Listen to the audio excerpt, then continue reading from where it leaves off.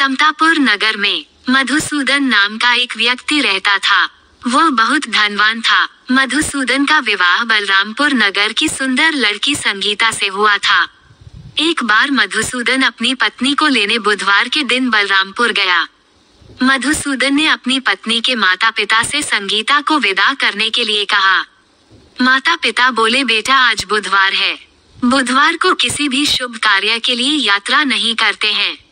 लेकिन मधुसूदन नहीं माना। उसने ऐसी शुभ अशुभ की बातों को न मानने से इनकार कर दिया। दोनों ने बैलगाड़ी से यात्रा प्रारंभ कर दी। 2 कोस की यात्रा के बाद उसकी गाड़ी का एक पहिया टूट गया। वहां से दोनों ने पैदल ही यात्रा शुरू की। रास्ते में संगीता को प्यास लगने लगी। मधुसूदन उसे पेड़ के नीचे बिठाकर जल लेने चला गया।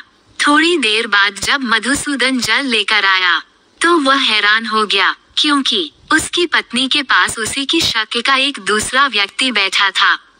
संगीता भी मधुसूदन को देखकर हैरान रह गई।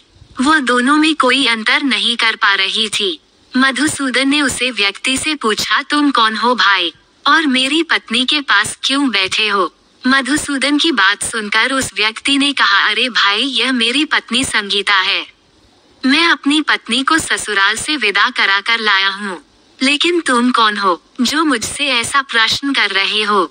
मधुसूदन ने कहा, तुम जरूर कोई चोर या ठग हो। यह मेरी पत्नी संगीता है, मैं इसे पेड़ के नीचे बिठाकर जल लेने गया था। उस पर व्यक्ति ने कहा, अरे भाई, झूठ तो तुम बोल रहे हो। संगीता को प्यास लगने पर जल लेने तो मैं गया था। मैंने तो जल लाकर अपनी पत्नी को पीला भी दिया है। अब तुम चुपचाप यहाँ से निकल जाओ, नहीं तो किसी सिपाही को बुलाकर तुम्हें पकड़वा दूंगा। दोनों एक दूसरे से लड़ने लगे। उन्हें लड़ते देख बहुत से लोग वहां एकत्र हो गए। नगर के कुछ सिपाही भी वहां आ गए। सिपाही उन दोनों को पकड़कर राजा के पास ले गए। सारी कहानी सुनकर राजा भी कोई निर्णय नहीं कर पाया और संगीता भी उन दोनों में से अपने वास्तविक पति को पहचान नहीं पा रही थी।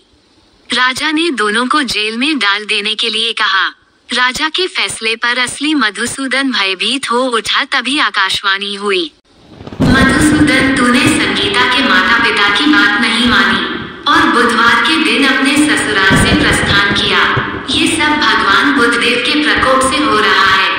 मधुसूदन ने भगवान बुद्धदेव से प्रार्थना की, हे भगवान बुद्धदेव, मुझे क्षमा कर दीजिए, मुझसे बहुत बड़ी गलती हुई। भविष्य में अब कभी भी बुधवार के दिन यात्रा नहीं करूंगा और सदैव बुधवार को आपका व्रत किया करूंगा। मधुसूदन के प्रार्थना करने से भगवान बुद्धदेव ने उसे क्षमा कर दिया।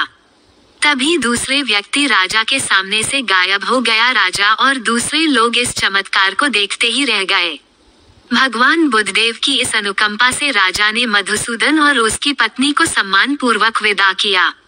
कुछ दूर चलने पर रास्ते में उन्हें बैलगाड़ी भी मिल गई और बैलगाड़ी का टूटा हुआ पहिया भी जुड़ा हुआ था। दोनों उसमें बैठकर समतापुर की ओर चल दिए। मधुसूदन और उसकी पत्नी संगीता दोनों बुधवार का व्रत करते हुए आनंद पूर्वक जीवन बिताने लगे। इस तरह भगवान बुद्धदेव की कृपा से उनकी यहाँ खुशियाँ बरसने लगी। इस तरह से जो स्त्री पुरुष विधिवत बुधवार का व्रत करके व्रत कथा सुनते हैं, भगवान बुद्धदेव उनके सभी कष्ट दूर करते हैं। बोलो बुद्ध देवता की जय।